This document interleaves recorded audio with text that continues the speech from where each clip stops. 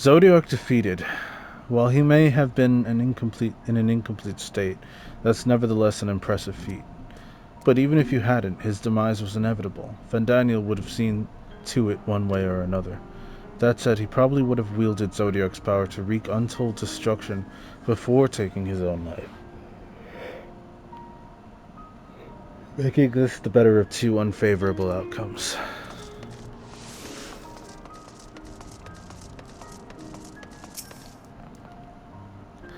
Dost thou suppose our host hath maintained his solidarity vigil since the very beginning, without rest or relief?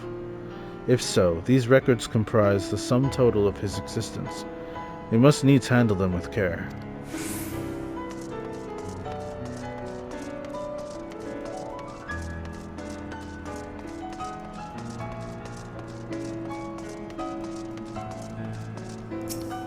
Dimly glowing crystal. As you gaze into the crystal, ancient knowledge of Zodiac flows through your mind. Daily summary, no abnormalities detected. Daily summary, no abnormalities detected. Daily summary, no abnormalities detected. These appear to be records of a long, lonely vigil on the moon, dating back to the beginning of Zodiac's imprisonment.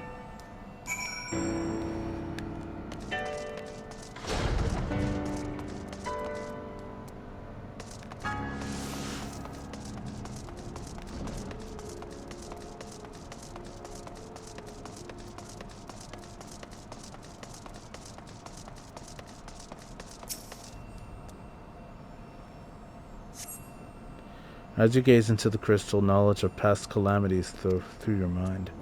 The record describe how with each rejoining, Zodiac's thirst for freedom grew, as did the strain on the brands. Maintaining Zodiac's imprisonment appears to tax Heidelin greatly.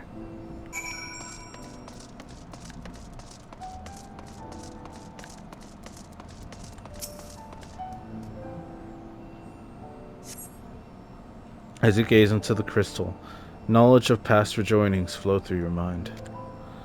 The records describe the Watcher's efforts to prepare in the event Zodiac broke free from his prison. The record goes on to describe maintenance carried out regularly by the Loperites, though it is not clear who or what they are.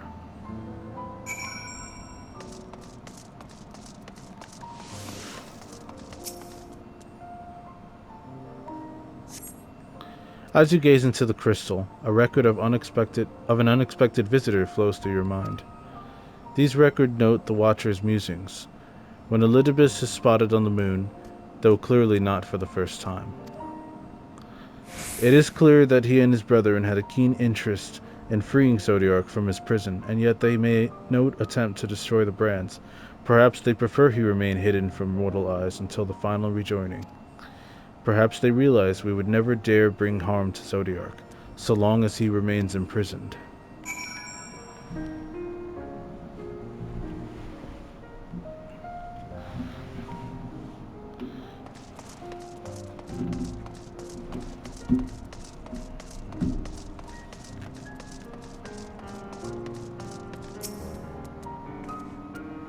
Did you learn anything of import?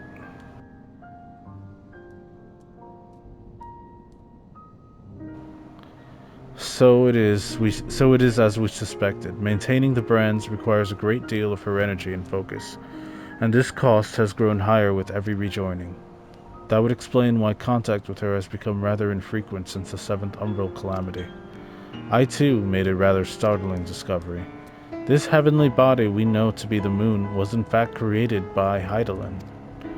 When the Watcher said he was created together with this place, I thought he only meant this facility. Truly, Heidelin's powers are far beyond anything I could have imagined.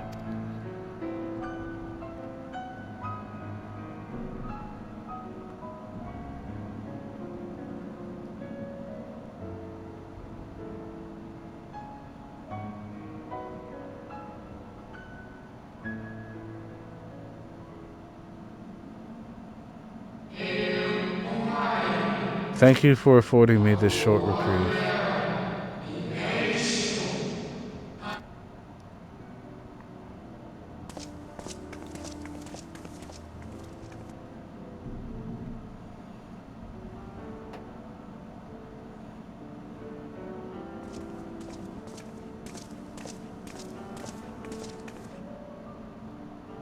It is we who should thank you.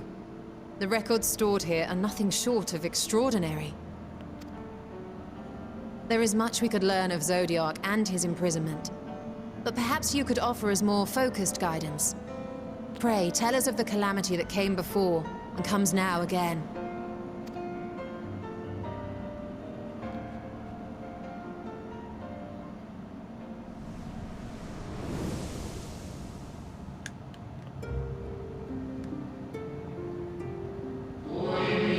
Long ago, before the Great Sundering, there was but a single world. Etheris. This is the first time we're learning the world's name.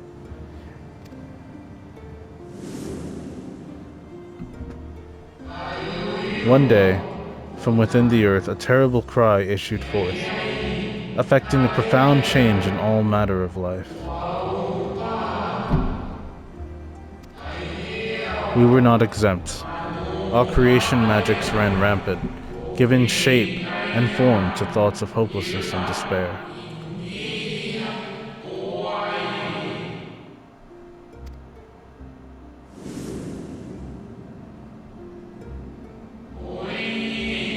At first, the phenomenon was limited to a single religion, to a single region. But quickly, so very quickly, it spread and engulfed the whole of the star. Were the ancients ever able to deduce its source?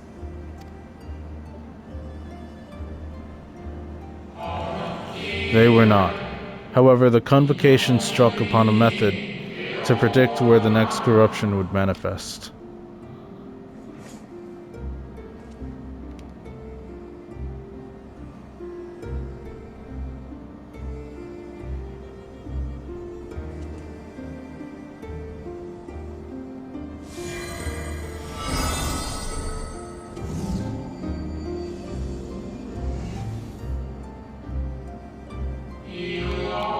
The etheric energies which flow through all of creation in the form of various currents.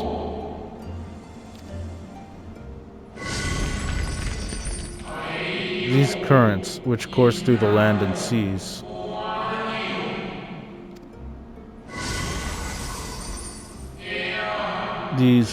those which flow through the very air, and those of a celestial nature, which encompass both our star and this moon. Celestial currents. I cannot say I am familiar with the concept. Nor would I expect you to be. Few scholars of our time knew of their existence. Their invaluable knowledge helped us to better understand the nature of the calamity.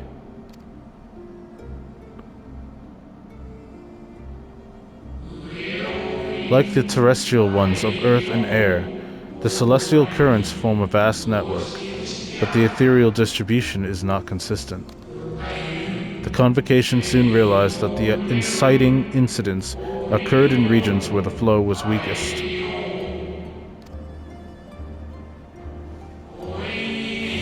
Correlation without clear cause, ultimately. Nevertheless, on a closer study, a stagnancy of ether was observed in nearby currents. And so they sought a means to harness the forces of darkness, of activity and growth. Thus was Zodiac conceived. No less a power than a god's could set right the laws of nature and quicken the flow of ether within the star.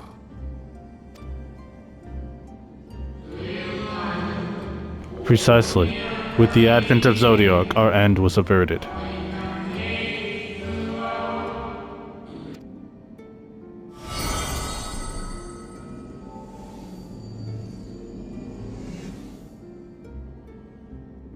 Emmett Selk claimed that those who summoned Hydaelyn did so because they saw Zodiac's power as a threat. Is that true? Indeed. There was a faction opposed to Zodiac's creation, but their aim was never to unmake him. They understood the continued preservation of the natural order was dependent on his very existence. Until we could identify and address the underlying cause of the final days, he would need remain, for his departure would set in motion those apocalyptic forces once more. Hydaelyn recognized this as well, and so rather than destroy, she sundered Zodiac, herself, and the star into lesser reflections, that she might confine him in this place.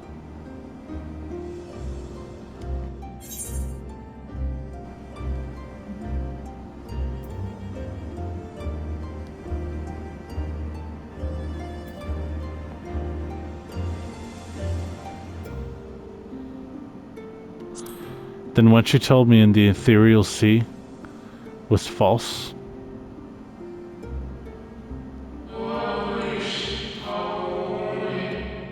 The two once dwelled as one until Zodiac grew hungry for power, upsetting the balance betwixt them. Not quite a lie, though a rather gross embellishment. But knowing what you know now, you must surely realize why she might opt to obfuscate and mislead. Hydaelyn and Zodiac are both constructs of man, approximations of perfection limited by our own imperfections.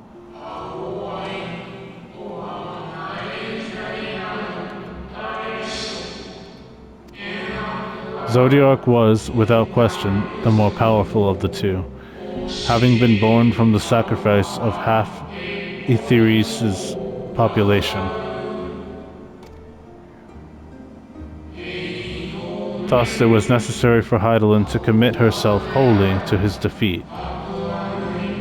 Still, more effort was needed to confine him.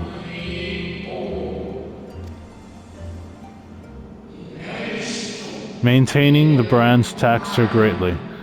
With what power she dared spare, she cried out to any who might listen, and offered her blessing to those who heeded her call.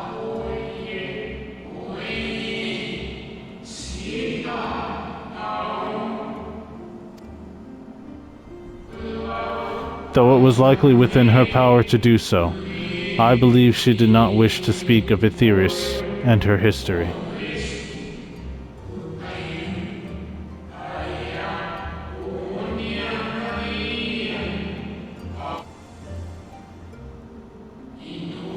Like Zodiac, Hydaelyn's purpose is a reflection of her creators. They wish to look to the future, and not linger in a prison of the past. The Ascians set in motion 7 rejoinings before we came to oppose them. How many more worlds would have been lost had we not placed our faith in her? How many more souls living in the present would have been snuffed out for the sake of those long dead? Well, in light of recent events, I see no reason to doubt your words. And even if Hydaelyn is not a god in truth, if Minfilia believed that we should trust in her plans, then I choose to do just that.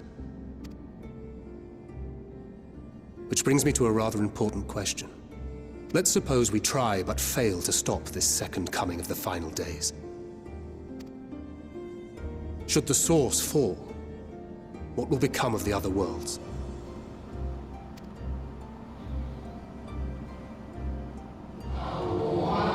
The nomenclature is more fitting than you know.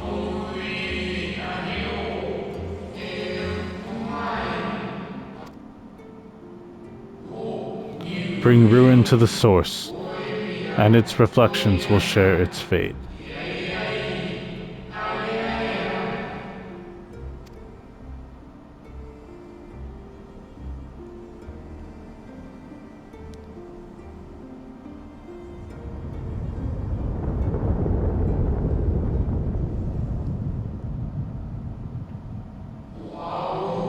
Ah, it is ready. This way, if you would be so kind.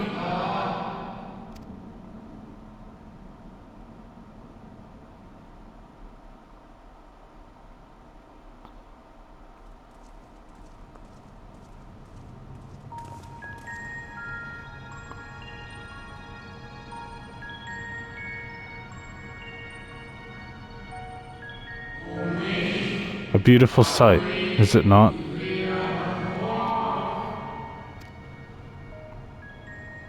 Yes, but what is it?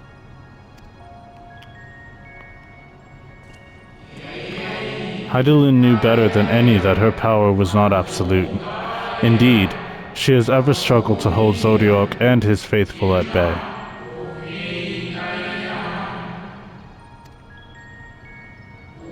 She feared the worst, and so made preparations. In the event of his demise, there would be a contingency. This moon is more than a prison. It is a vessel capable of bearing the people of Aetheris to safe harbor.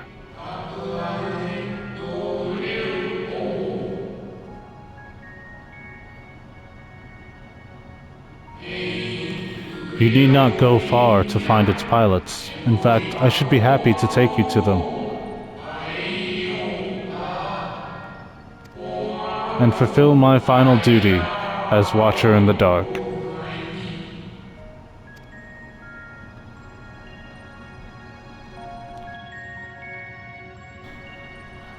We're gonna fly a spaceship? I hope it's a spaceship. I hope it's the one we see in the logo. I also hope we get to go to other planets and, you know, go see Pluto and Mars and all that stuff too.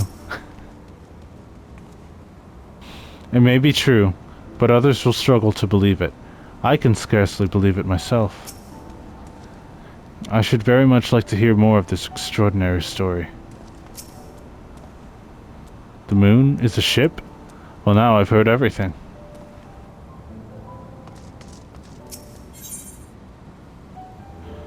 At long last, the Watcher is ready to fulfill his final duty. The time has come for you to be on your way. The crater at the heart of Mare Lamentorum, where Zodiac was imprisoned, is not so easily traversed. However, let us call upon Argos, the familiar whom you met earlier. He should have no trouble bearing you across. Is that the dog? As Hydaelyn created me as the Gowler, so too did she create Argos as the guard. In his nature, to appear when needed. And yet he is nowhere to be found. Strange. Mayhap the imbalancing of ether has affected him. Let us make for the crushing brand and attempt to call upon him here. You need but recall the path you walked with Argos before, and you will find your way. If he labors in service to Hydaelyn's plan, I see no reason not to do as he suggests. Shall we make for this crushing brand, then?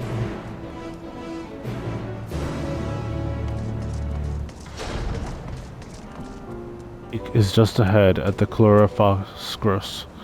You can see Argus cannot manifest without sufficient concentrations of ambient ether. You would be hard-pressed to find a greater confluence than inside this cavern. Follow me.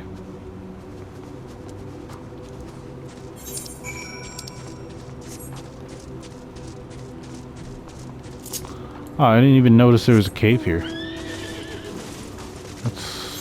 That's cool.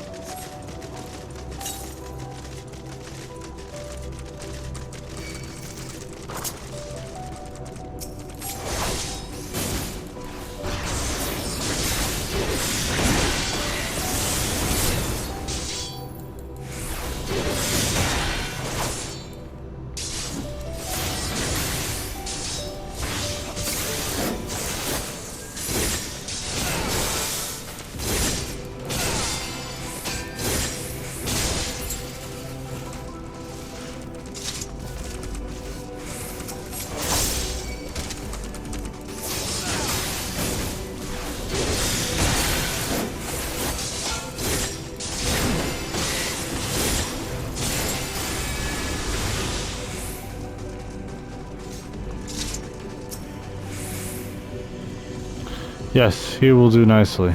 The lunar sprungoi rather draw aether from the ground, which is then dispersed in the air. At present, however, the ambient energies are not quite sufficient for Argos to manifest. Might you be willing to spare some of your own help to help the sprungoi along?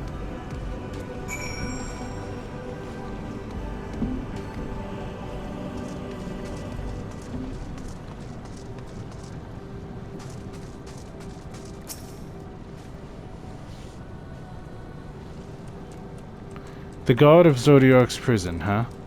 Blood-red eyes, slavering maw, and built like a behemoth. I'd imagine. Let's hope he's friendly.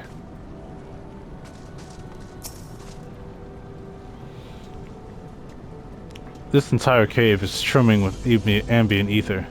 Alas, any further analysts will have to wait.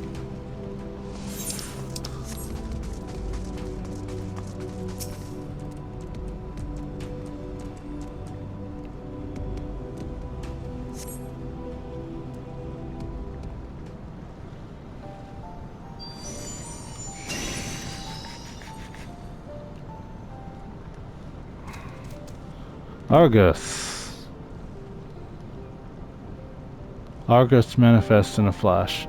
He seems glad to see you again.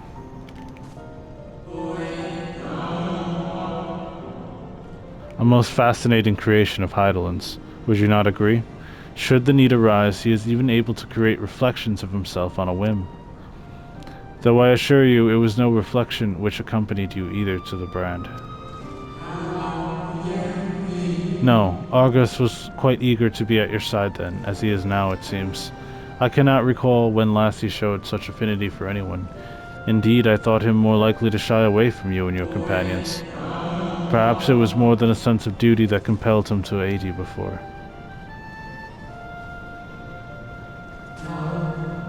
As for your companions,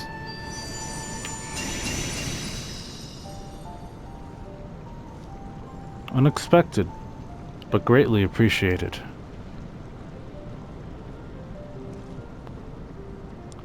I believe we are all ready. Then let us return, outside that you may cross the chasm.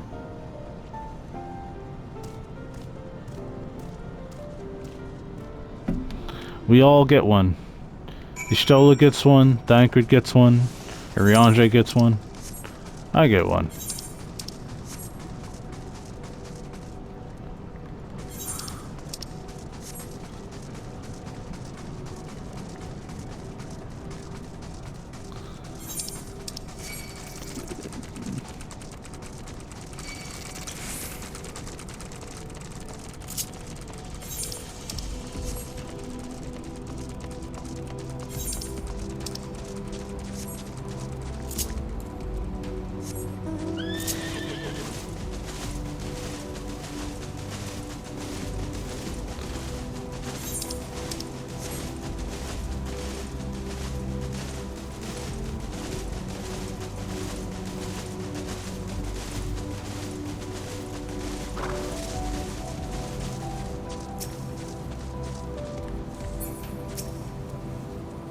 Argus favors you with what could almost be described as a conspiratorial grin. I was expecting something a little more intimidating and less man's best friend. To whom would Heidelin entrust the command of so grand a vessel, I wonder? Dalamud has long been described as the loyal hound of Benfina due to its relation to the greater moon. It seems highly improbable, if not impossible, for ancient peoples to have known of Argus. But now I wonder whether there is some connection. Your destination is the structure there across the Cradle of Darkness. But climb unto Argus's back, and he will take care of the rest. Once you arrive, it should not take long to find the ship's crew. The facility is designed to rouse them from their slumber in the event of Zodiark's destruction. Heed their counsel. Together, you may guide the star and its people to a kinder fate. This is where we part ways, but know that I shall ever be watching and praying for your success. Our allies' assurances notwithstanding, we cannot be certain what awaits us on the other side, so perhaps it would be best if we did not all go at once. I propose the two of us cross first, while Thancred and Iriange wait here. Onward.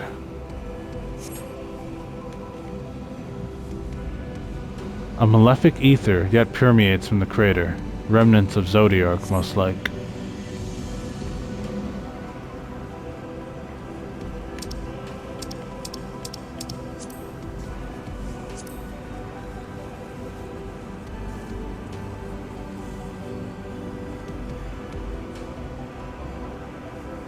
Just a little farther.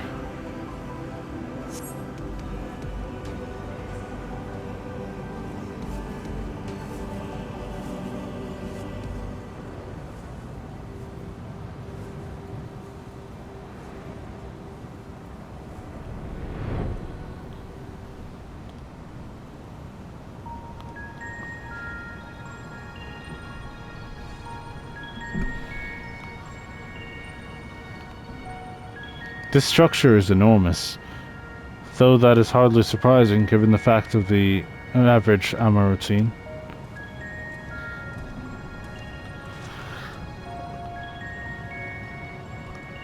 Apologies for the wait.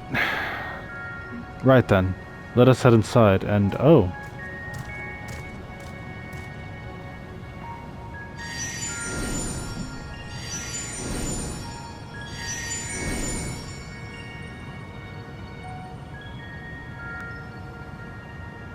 Most intriguing. A means by which he can conserve energy, mayhap. Well, I certainly wouldn't want him to blink out of existence on our account, helpful as he's been. Thank you, August. We'll take care of things from here. If August is to remain without, let us not keep him waiting over long.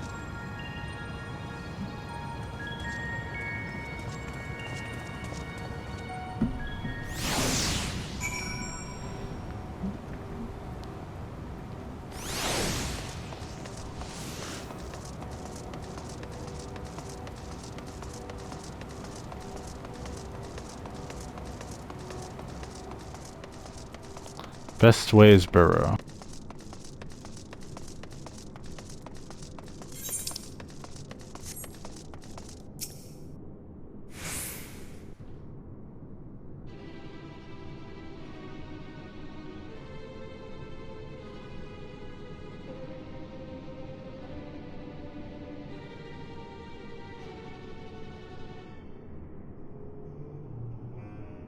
Our moonship pilot should be around here somewhere.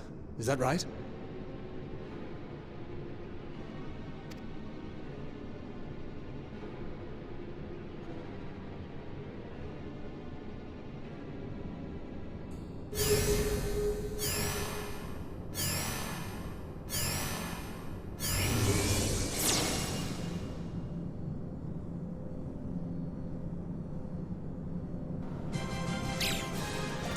Oh wow. So fluffy.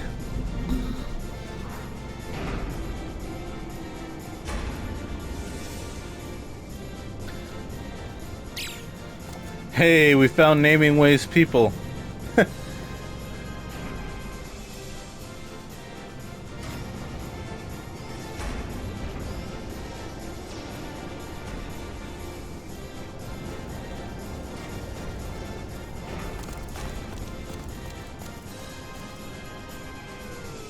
I wonder if they reference Naming Way from Final Fantasy IV.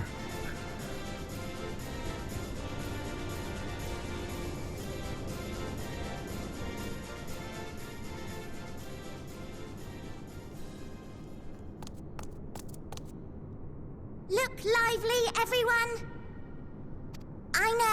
I know, this 1243rd inspection is a mite ahead of schedule, but it is of the utmost importance, for Zodiac, alas, is no more. As of now, our mighty moon has a new purpose, to bear the people of Aetheris to safety! Our time is come, my friends!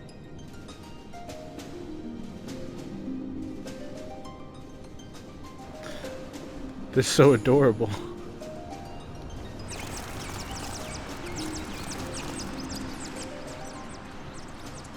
We must be swifter than swift.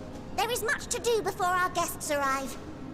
I expect your workstations to be immaculate, and don't forget to relay our signal to Aetheris. Questions? Yes? No? Maybe so? No? Then hop to it!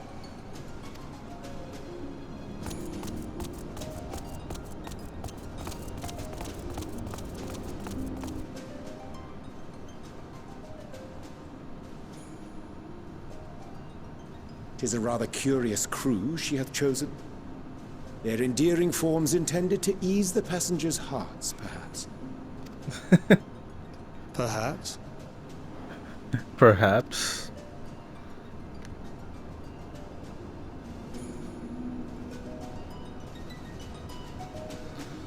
It ain't Final Fantasy without cute creatures somewhere in the world. Given the present crisis, Heidelin doubtless sought to facilitate cooperation betwixt pilot and passenger. Indeed, 'twould require a hard as diamond to raise one's voice in anger to beings possessed of such profound saccharinity. I find Uriange's reasoning somewhat flimsy, but the crew seems amicable enough. They must be the Loperites mentioned in the Watcher's records. Not at all what I expected, but the Watcher did bid us to heed their counsel.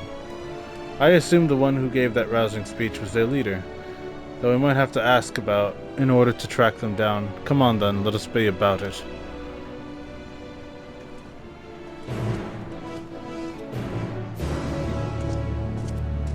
This music. This is the town theme from Final Fantasy IV.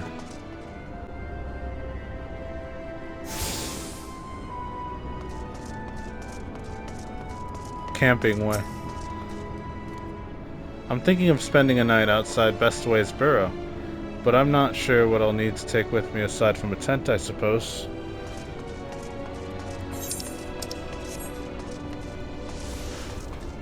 Trading way.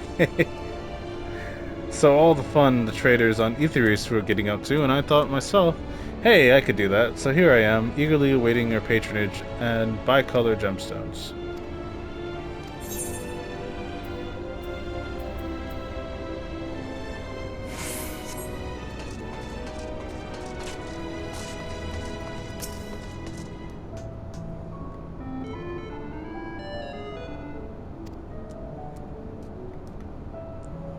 The leader of the crew? Not me, I'm afraid. Singingway is the name. I'm in charge of the construction and maintenance of the atmospheric circulation system. Only the crispiest, cleanest air for the people of Aetheris, and that's a promise.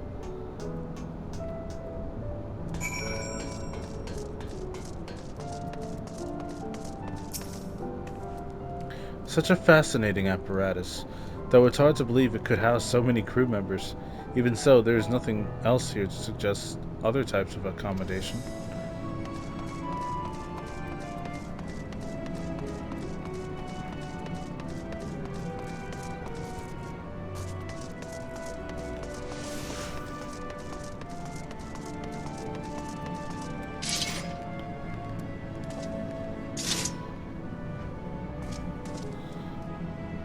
Wow.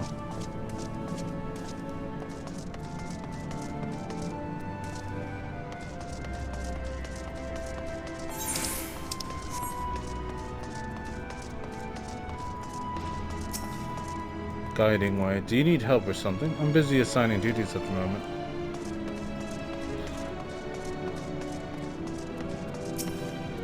Dozing Loperite.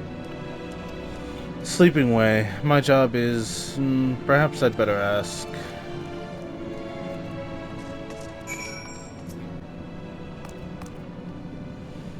What? How in the... When did you get here? Who let you in? Why wasn't I told? Take me to your leader. Were you the one giving orders earlier?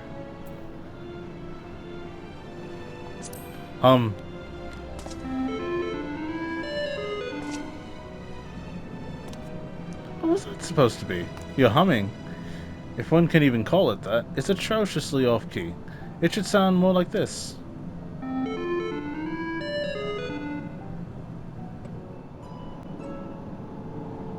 Right, of course. Introductions are in order. My name is Livingway, and we are the Loperites, created for the express purpose of commanding this ship and bearing the people of Aetheris to a brave new world. More specifically, I am the one whom she charged with the execution of her most vital plans. You might say I'm her right paw. Moving Ways, the name. Map reader and navigator of the heavens.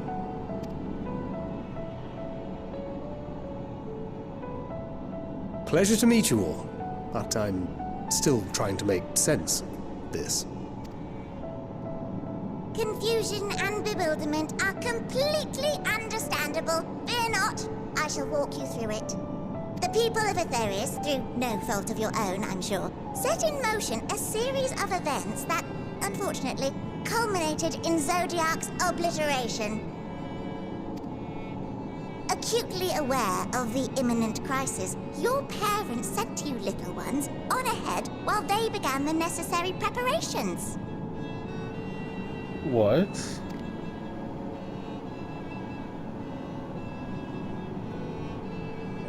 Still not following? No? Very well, I shall elaborate further.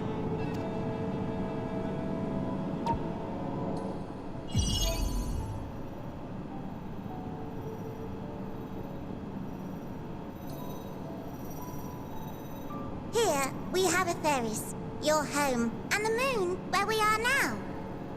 Without Zodiac around to keep things lively, so to speak, the celestial currents of the star have doubtless begun to degrade. A calamity of apocalyptic proportions will be visited upon Aetherius, bringing an end to all life. Very sad, that. So too hath the Watcher claimed. By thine unperturbed countenance, I gather this eventuality was anticipated. The doom and gloom. Oh yes, quite expected. Huh. Imagine, if you will, that Aetherius is a delicious carrot that I've forgotten to eat and left out in the midday sun. The most earnest wishes or prayers will not stop it from rotting to the core. So sadly, there's nothing to be done but to abandon said carrot, Aetherius, in case the metaphor is lost on you, to its grisly fate. And this moon will serve as the vessel to deliver us to a new home. Just so! We will gather up as many people, supplies, and resources as our stores will hold. And then, once everyone is aboard, it's off to another star. Easier said than done, admittedly, for one does not simply hop from star to star on a whim. Which is precisely why we've spent countless years constructing the most propulsive of propulsion systems. We ought to make it to our destination in 2 shakes of a rabbit's tail.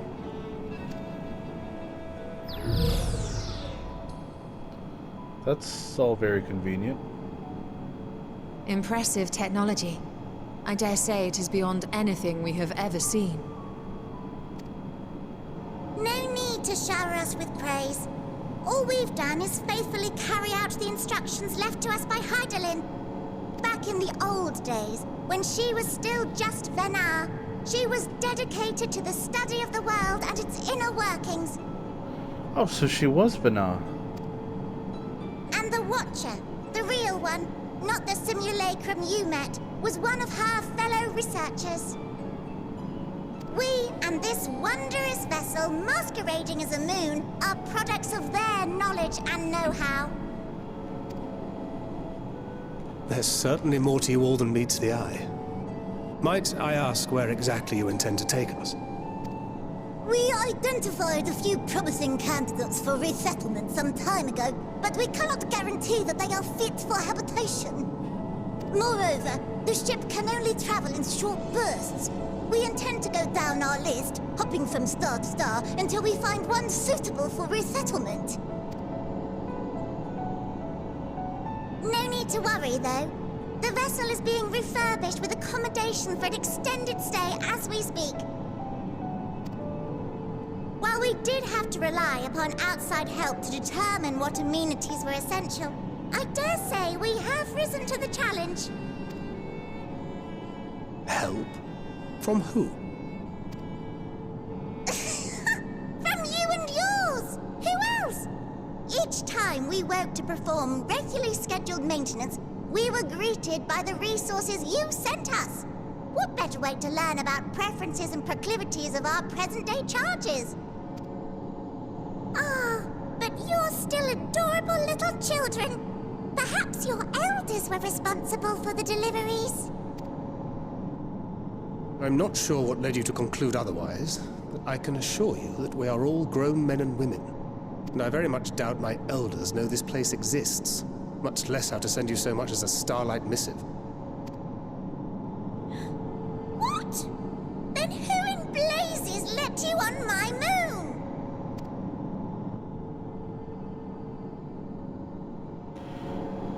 Heidelin herself led you here. Wait a second. Could old Charlian have known about this? And maybe they're trading secrets with the Loperids? You don't say! Well, that's really not children. Then why are you so small and stunted? Like little baby carrot people. Well, Amarotines were a great deal taller. In the present day, persons of such prodigious size are exceedingly rare. So, you're saying everyone's not like the Watcher? Oh, confound it all! Someone could have at least scribbled a note about your profound miniaturization. That tome in thy possession. Oh, this? One of the first books sent to us. A compendium of the people of Atheris, with a few blank pages at the back for minor corrections and updates as needed. The sum total of our knowledge of your kind is contained in these pages. So that's why Namingway has a copy of the Encyclopedia Eorzea. I thought it was abridged and made small for our benefit, but this isn't a regular-sized book, is it?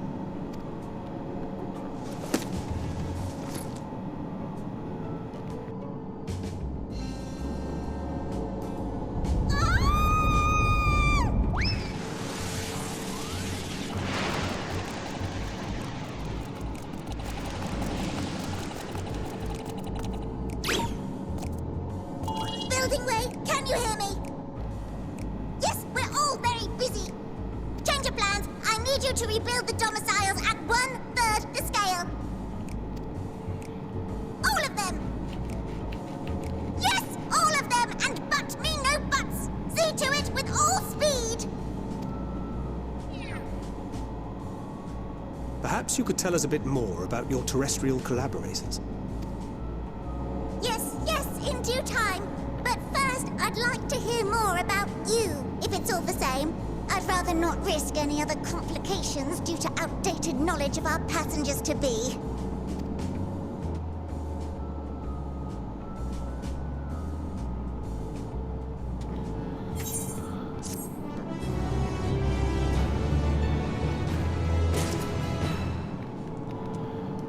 So from what I gathered, are we gonna have to evacuate Heidelin? With the final days fast approaching, Livingway is keen to complete her preparations. Right then. Now that you're here, we need you to teach us all that you can about your people, and quickly. It won't be long before the final days are upon us, in their terrible grandeur. So, it is imperative that we be prepared to receive our passengers-to-be. If there's anything at all that might displease them, it might be addressed post haste. And address it we shall.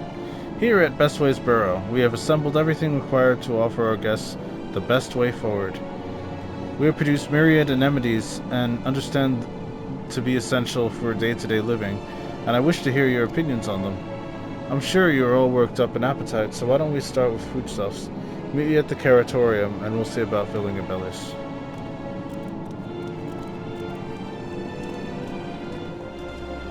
She does not want for enthusiasm.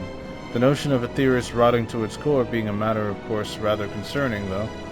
Nevertheless, let us take this opportunity to learn more of the Loperids and this vessel.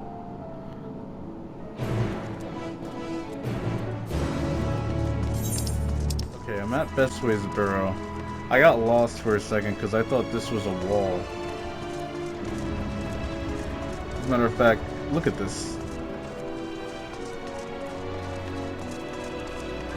I should have seen it was a door, but I honestly thought it was a wall.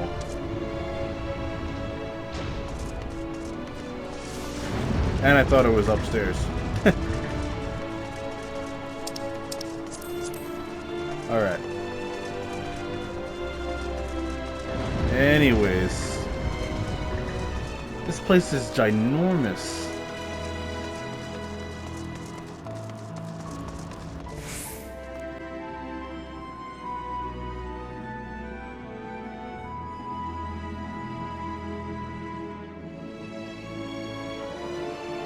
Oh, good. Now you can hear me. Allow me to introduce the head of foodstuff production.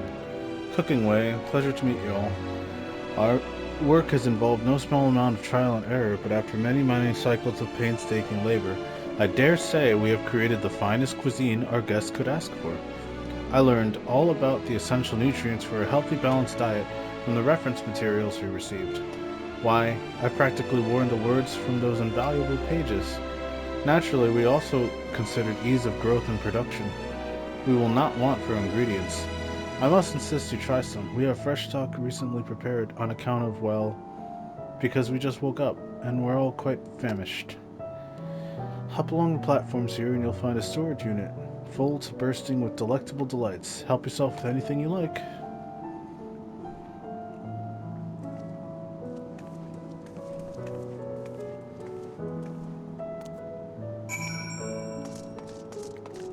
Whoa, what's going on over there?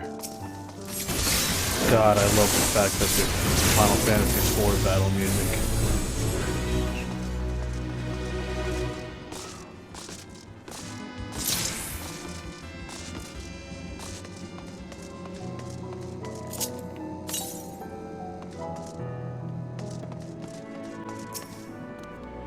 This doesn't require a debate. We have work to do, so quit dragging your feet and get to it. I vote Philosopher's Carrots. No, Iron Carrots. We won't get far without bulging. You open the storage unit and find a rainbow-colored assortment of carrots. Which carrot will you choose? The unassuming orange carrot, the peculiar-looking blue carrot, the vibrant yellow carrot, the ominous crimson carrot. Take a moment to reconsider. What the blue one tastes like? The blue variety is strangely supple to the touch and smells vaguely of mint. Its excessive length and girth only adds to the dubiousness of this so-called carrot. Are you certain you wish to eat this carrot? Yeah. Ah, yeah, give me the carrot. On second thought, you will like to simply take an obscenely large carrot for now. Due to its bizarre qualities, it would be prudent to ask Cooking Way whether it's safe to eat it first.